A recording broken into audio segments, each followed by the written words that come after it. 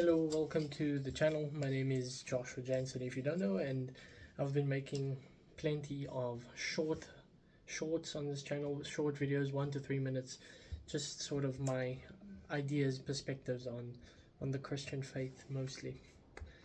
Now, I want to start making longer videos because it allows me to flesh out these ideas more, but also to get into more complicated topics. So I'm someone who is studying psychology and philosophy, and I've had a very strong interest in faith, religion, and is it true or not? Not just believing in things for the sake of believing in things, but can we reasonably have these sorts of beliefs? And I've become Christian, and I see Christ as my hope and the only hope in this world.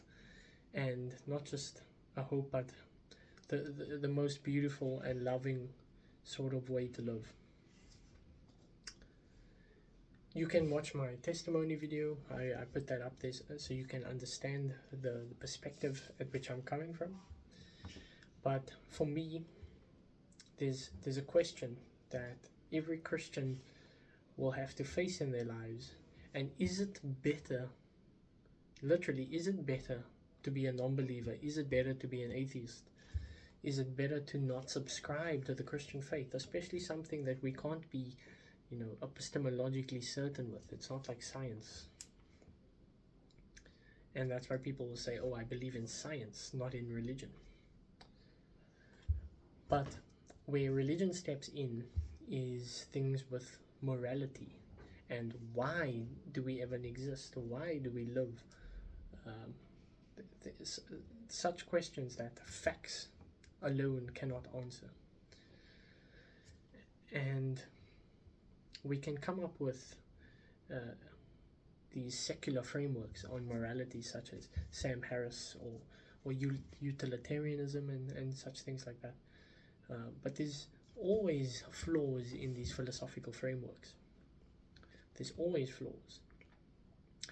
And a lot of existential philosophers say, stop making the leap to God.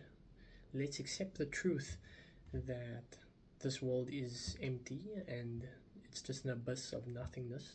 Let's embrace this fact. But what you see, and this is what Nietzsche probably predicted, was a decay in society when God is dead.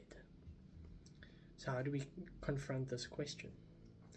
And the book, The Brothers Karamazov, is built on this idea of one brother wrestling with this God that could allow such a cruel, empty world, and a brother that says love is everything and this world is impossible to live without love, and that love is found ultimately in Christ Jesus. And people, well, we can acknowledge that Christ is loving. We can acknowledge his teachings are fantastic, but it takes another step to really live out what he's asking for. He's saying, believe in me, believe in my miracles, believe in my death and resurrection, believe in things like demons, believe in things like praying, giving your material wealth to the poor, really giving your life to this. And that's the part that everyone struggles with. We can all acknowledge how beautiful this story is. We can all acknowledge how beautiful loving your neighbor, loving your enemies is. But when it comes to actually living it out, and that's what faith is where we stumble. Because we can intellectually assent, we can understand the Bible, we can understand Christ, we can understand the beauty of the love. But when life strikes us and we have to live this out, are we going to choose money, or are we going to choose God? Are we going to choose sleeping with many women, or are we going to choose a life of abstinence and marrying one person and having kids and devoting them to God and to Christ and being a part of a church? There's a choice, and it's not just a choice of intellectual assent. Do I believe in a God? Do I love Christ? Do I love what he taught? No. You have to now go and live this out. And that's where we stumble, and that's where we we struggle to choose Christ because it asks everything of us. It says, leave your life for my sake. That's what Christ asks of us. So is it better to be an atheist? Is it better to just acknowledge Christ's morality but deny the truth claims? And in some ways, epistemologically, in terms of what we can know, not almost none of us can say that we know Christ rose from the dead, or we know that there is a God. We cannot be certain like we are that we exist, you know. We can have deep intuitions and convictions. And that's why faith is not just knowing. That's the point I'm trying to make. But in how you live is basically telling me, everyone, God, what you believe.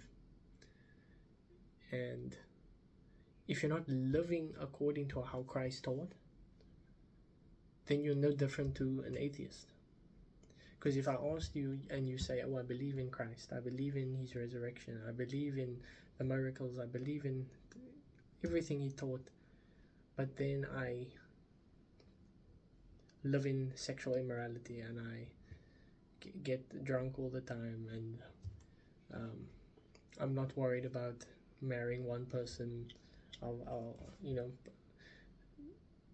going against, those are harsh examples, but not loving your enemy and holding grudges against people,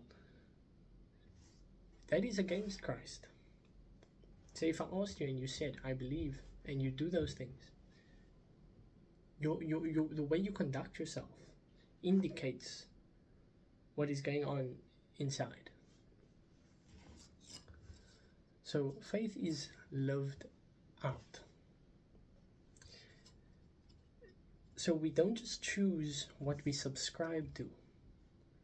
Because I can subscribe to my church without living the way they prescribe for me in some ways. So I can prescribe to Christianity because my parents are Christian. But I can, in my behavior, not live according to that.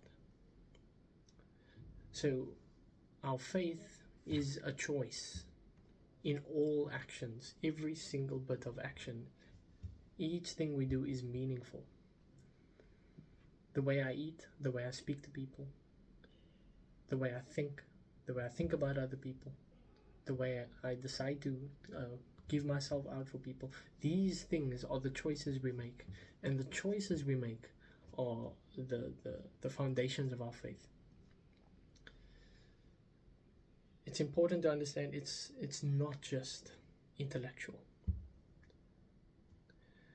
So the non-believers that acknowledge Christ tend to not be willing to let go of their old lives, myself included.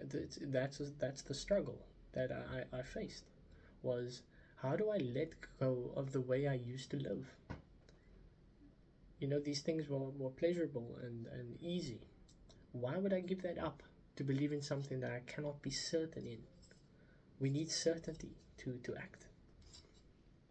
But faith says you will never be certain.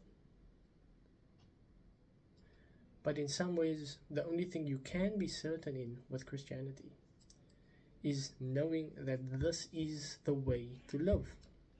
Christ says you will be known, others will know me by the way that you love each other. He doesn't say people will know me through the miracles you do and the exorcisms you do, and people are going to see bright lights and things like that. No, he says they will know me by the way you, my disciples, love each other. That is how people will know Christ. So what we can, in some ways, have our confidence in, and where we can be rest assured, is that this is the way to live. This is why Christ Christ's life is the example for us. When we put our faith in Christ, we're not just saying, pay my sins, please, just pay my sins. We're saying, I am going to subscribe and live out the life that you have set before us. The walk to the death and resurrection, I will follow you. Peter, will you follow me? And it doesn't mean you're going to be crucified. It doesn't mean you're going to have the same sort of life. But what it means is you have to be letting go of the old man. The old man was crucified with Christ. So my point is, my main point is, we have this choice, not just merely an intellectual choice of Christ or not Christ.